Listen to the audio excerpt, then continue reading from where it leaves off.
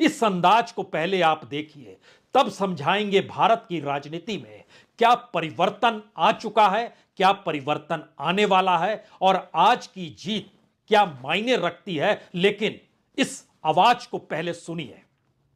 देश देख रहा है, देश देख रहा है, एक अकेला कितनों को भारी पड़ रहा है, एक अकेला कितनों को भारी पड़ रहा है। अरे नारे बोलने के लिए भी, नारे बोलने के लिए भी उनको बदल करना पड़ता है। जो भी ये बोलता है घंटे भर से आवाज की जवाब दे रहा है। यह जीत गजब की जीत है। इस जीत का मतलब यह नहीं कि कांग्रेस के तीनों इक्के धराशायी हो गए, और वह इक्के जो आज से नहीं बरसों बरस से कांग्रेस के साथ जुड़े थे। मध्य प्रदेश के भीतर कमलनाथ, राजस्थान के भीतर अशोक गहलोत, छत्तीसगढ़ में भूपेश बघेल और इन कतार के भीतर में राहुल गांधी की भारत जोड़ो यात्रा की थिरकन। इन तमाम परिस्थितियों को जोड़िएगा तो हो सकता है आपके जहन में मौजूदा वक्त के बहुत सारे सवाल लगातार गूंज रहे हों। लेकिन जरा कल्पना कीजिए, भारत की राजनीति में कौन ऐसा प्रधानमंत्री हुआ जो चुनाव प्रचार के वक्त ही ऐलान राज्य दर राज्य करता चला जाए कि जीतेंगे तो हम ही जीतेंगे, गारंटी है तो हमारी ही गारंटी है। तो क्या भारत की राजनीति के राजनीतिक जीत के लिए फिलहाल इस देश के प्रधानमंत्री नरेंद्र दामोदर दास मोदी एक ध्रुव तारा है? यह सवाल आज बहुत जरूरी है और इस सवाल के साए तले भारत की राजनीति में करवट लेती हुई परिस्थितियों को परखने और समझने की भी जरूरत है। हालांकि तेलंगाना में जीत कांग्रेस को मिली है, कांग्रेस के 10% वोट बढ़े हैं, लेकिन उतने या उससे कुछ ज्यादा वोट बीजेपी के भी बढ़े हैं।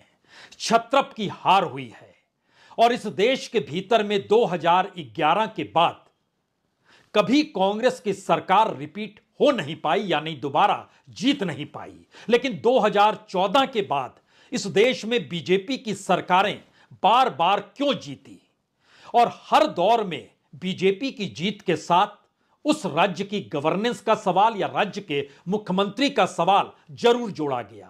लेकिन इस बार कोई नहीं है, एक ही चेहरा है, एक ही नाम है, एक ही चुनाव चिन्ह है और एक ही ऐलान है, गारंटी का ऐलान। अपने इस बयान में जयराम रमेश ये कह रहे हैं कि 20 साल पहले भी हम सभी राज्य हार गए थे, मगर बावजूद उसके बाद जो लोकसभा के चुनाव हुए उसमें हमें शानदार जीत मिली। जयराम रमेश की याददाश्त में थोड़ी सी दुरुस्त करा दूं। उस वक्त यानी कि 20 साल पहले जब आप तमाम राज्य हार गए थे और फिर लोकसभा का चुनाव जीते थे, उस वक्त अटल बिहारी वाजपेयी देश के प्रधानमंत्री होते थे। उस वक्त विपक्ष के खिलाफ एजेंसीज का इस्तेमाल नहीं होता था। उस वक्त मीडिया सत्ता से सवाल किया करती थी। अब का भारत बदल गया है और इस वक्त आपका सामना इन दो चेहरों से है, देश के प्रधानमंत्री नरेंद्र मोदी और उनके खास राजनीतिक सिपह सलार अमित शाह। आपका सामना इन दो लोगों से है जयराम रमेश, और आपका सामना है बीजेपी के साम दाम दंड भेद, उनकी एजेंसीज, उनका मीडिया, उनका प्रचार तंत्र। मुगालते में मत रहिए, लाला लैंड में मत रहिए और मुंगेरी लाल के सपने तो कतई मत देखिए। यही दिक्कत है कांग्रेस के साथ दोस्तों। ये लोग अब भी 20 साल पहले की बात कर रहे हैं, जबकि भविष्य में जो चुनौतियां दिख रही हैं उससे पूरी तरह से अनभिज्ञ हैं। बड़ा सवाल यह कि जिन 3 राज्यों में कांग्रेस को हार का सामना करना पड़ा है, कि क्या कांग्रेस उस पर आत्ममंथन करने को तैयार है? कर रहा हूं।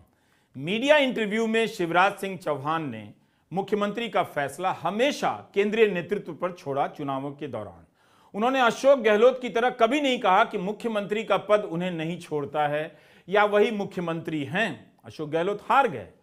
इस हालात में शिवराज सिंह चौहान ने वापसी की है। 20 साल की सत्ता के प्रति नाराजगी और उदासीनता को खारिज करते हुए उन्होंने अपने लिए जीत का रास्ता बनाया है।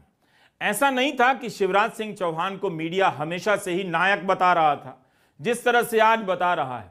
मध्य प्रदेश के नतीजे बता रहे हैं कि लहर शिवराज सिंह चौहान के लिए ही चल रही थी और यह लहर कोई एक दिन में पैदा नहीं होती। मीडिया किसी और के लिए लहर देख रहा था, जो आज गलत साबित हुई। 12 चेहरे हैं, शिवराज उनमें से एक हैं और नरेंद्र मोदी सबसे बड़े चेहरे के रूप में पेश किए गए हैं।